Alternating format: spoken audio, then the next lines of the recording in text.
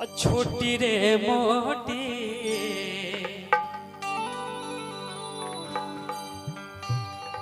डोमिने बिटियावा के लामी लामी हो के छोटी रे मोटी डोमिन बिटियावा के लामी लामी हो के। बोलिए छठी मैया की। अरे छोटी रे मोटी डोमिन बिटियावा के लामी लामी हो के।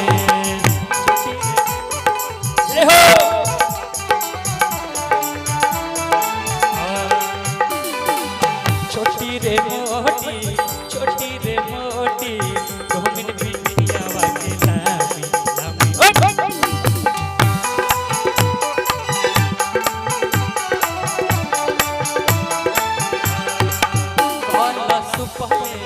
कॉल सुपले यहाँ पर ये बिटिया के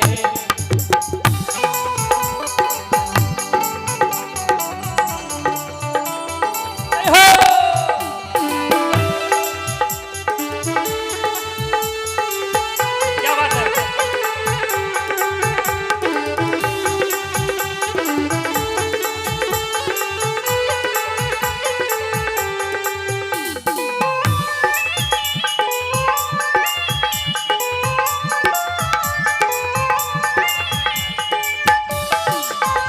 hello hello hello hello hello hello hello hello.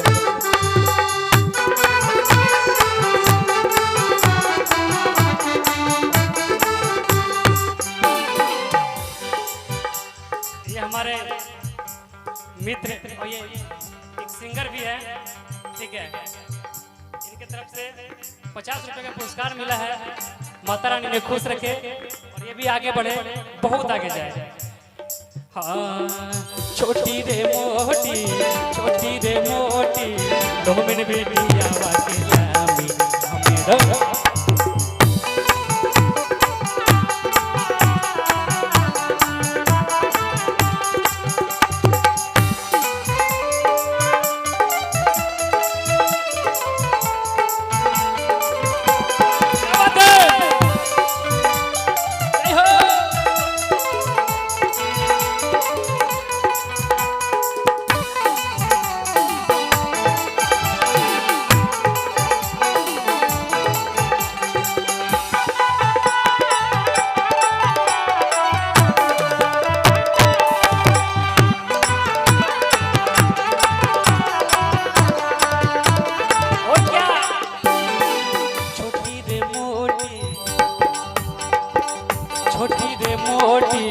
कहले न बिटिया के लामी लामी हो के।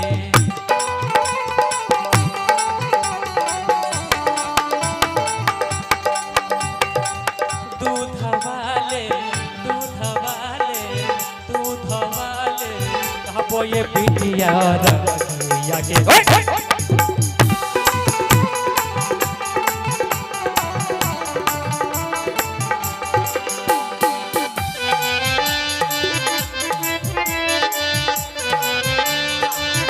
ये दीपक रावल कोला की तरफ से 100 रुपए का पुरस्कार मिलता है। बोलिए माता रानी की।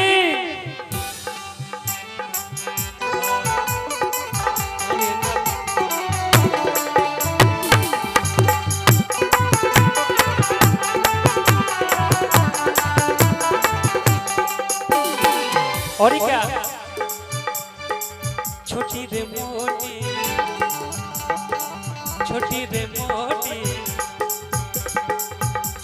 मोटी मलहोरी बिटिया के लामी लामी हो के।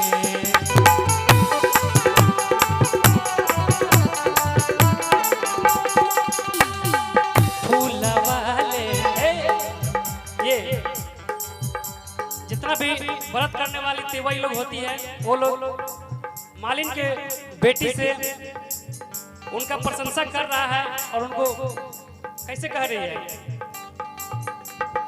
फूलवाले फूलवाले कहबो ये बिटिया यार याकी हो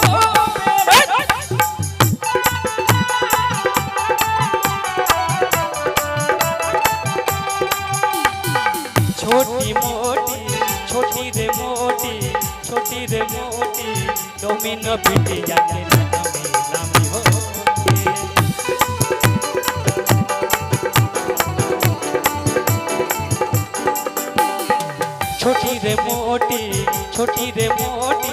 छोटी रे मोटी डोमिनो बिटिया के नामी हो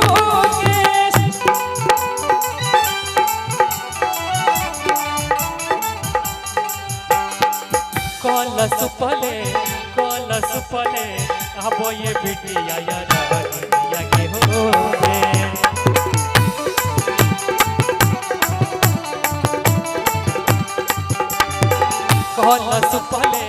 कलश पले कहबो ये बिटिया यार के होबे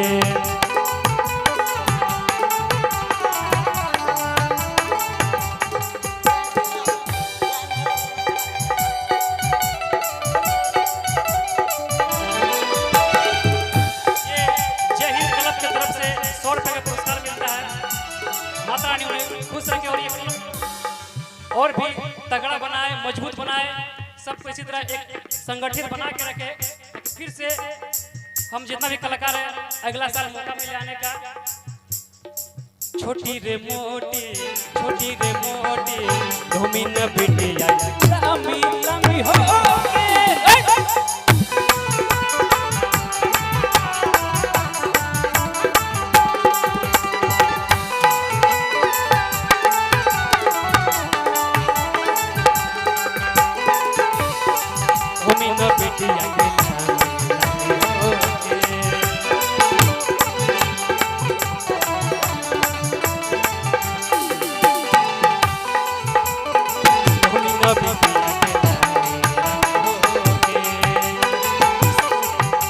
ये बिटिया